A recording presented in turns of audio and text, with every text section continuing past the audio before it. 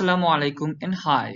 We would like to introduce a new curve for economics, namely the Kuznets curve of abuse.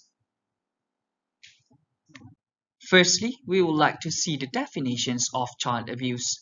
Child abuse refers to the intentional harming of a child by an adult or another child. Abuse and neglect that occurs towards children who are under the age of 18. There are several types of abuse. For example, physical abuse, emotional abuse, sexual abuse, neglect, etc. Abuse can have great repercussions for children. This can affect children's mental development, low self-esteem, poor academic performance. They are more likely to abuse others when they are adults. They are more likely to commit crimes. We always come across child abuse incidents in Malaysia on newspapers. If we look at the trend of child abuse cases in Malaysia from 1989 to 2020, child abuse cases continues to increase. Each year, at least 1,000 children in Malaysia are reported as victims of child abuse and neglect. As many as 6,061 cases were reported in 2019. 1 in 10 children likely to be victim of abuse. They were abused by people they knew. Most of the perpetrators are their biological mothers. Many more cases actually remain unreported due to shame and fear. We would like to examine the relationship between economic growth or income per capita and child abuse cases in Malaysia. Therefore, we would like to introduce a new curve for economics, namely Kuznets curve of abuse. There are 2 stages. Early stages, it happens when child abuse cases increases because income per capita increases. This shows that everybody is very busy, households are very busy working, and they neglect their children, and they are very stressed, and they will vent their stress onto their children.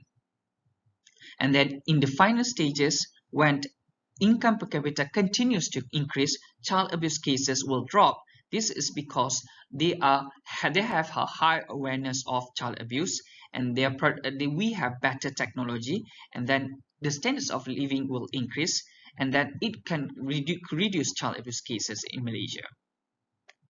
This is our model specification to examine the relationship between economic growth and child abuse cases.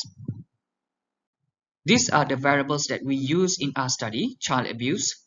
We use the number of child abuse cases as a proxy for child abuse, economic growth, and we use gross domestic product per capita as a proxy for economic growth.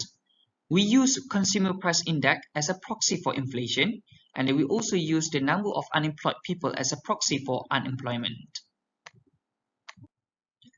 The results in the long run shows that only economic growth in the early stage shows that it can affect child abuse cases positively. However, in the final stages, there's no relationship between economic growth and child abuse cases. However, in the long run, the result shows that economic growth in the early stages shows that there's a positive relationship between economic growth and child abuse cases in Malaysia.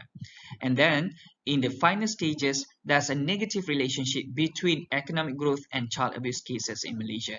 This proves that there's a Kuznets curve of child abuse cases. In conclusion, the results indicate the presence of the Kuznets curve of abuse in the country. Our innovative idea was published in Economics Bulletin. This journal is in Q3. Besides, we also publish our idea in International Journal of Economic Policy in Emerging Economies. This journal is in Q4. We also publish our idea in newspaper such as New Straits Times. Be alert to sudden changes in kids' behavior. Many domestic violence cases go unreported due to shame, fear. Besides, we also publish in Malaysia Kini, higher child abuse may be attributed to economic growth. We also publish in Malaysia Gazette, isu penderaan kanak-kanak tuntut perhatian serius. We also publish in Bebas News, child abuse in Malaysia is following an alarming trend. We also applied for intellectual property. Thank you.